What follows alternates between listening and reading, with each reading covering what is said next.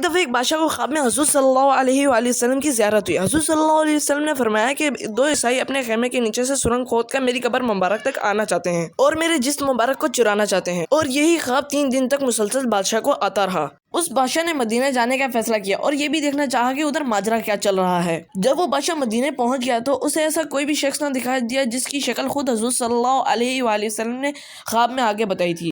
پھر بادشاہ نے تھوڑی دیر سوچا اور پھر مدینہ میں بہت بڑی دعوت رکھی۔ جب دعوت ختم ہو گئی تو پھر بادشاہ نے ایک شخص کو بلایا اور پوچھا کہ کون سا شخص نہیں آیا ہے۔ اس شخص نے بتایا کہ 2 ولی نہیں آئے جن کا خیمہ حضور صلی اللہ علیہ وآلہ وسلم کی قبر مبارک کے تھوڑا ہی دور ہے۔ تو بادشاہ کو فوراً نہیں سمجھ میں آ گیا یہ وہ دونوں ہی شخص ہیں جو حضور صلی اللہ علیہ وسلم نے خواب میں آگے بتائے تھے۔ تو بادشاہ اس خیمے میں فوراً پہنچا۔ اس نے دیکھا کہ خیمے میں کوئی نہیں ہے اور بادشاہ حیران ہوا اور سوچ میں پڑ گیا۔ تھوڑی ہی دیر بعد بادشاہ کی نظر قالین پہ گئی جس کا اس کو شک ہو گیا۔ تو بادشاہ نے قالین جیسے ہی اٹھائی تو سارا ماجرا سامنے آ گیا۔ اس بادشاہ نے اپنے سپاہیوں کو سرنگ کے اندر بھیج کے کہا کہ جو بھی شخص اندر ہے اسے فوراً باہر لے آؤ۔ ان سپاہیوں نے 2 شخص کو اندر سے پکڑا اور باہر لے آئے۔ جب بادشاہ نے ان دونوں کا چہرہ دیکھا تو ہو بہو ویسے ہی تھے جیسے حضور صلی اللہ علیہ وآلہ وسلم نے بتائے تھے۔ تو بادشاہ نے ان دونوں سے پوچھ تاچھ کی تو یہ دونوں بہانے بنانے لگے۔ تو بادشاہ نے ان دونوں سے بہت مشکلوں سے سچ اگلوایا تو معلوم ہوا کہ یہ دونوں حضور صلی اللہ علیہ وسلم کا جسم مبارک چرانے آئے تھے۔ تو بادشاہ کو جب ان دونوں کا سچ معلوم ہوا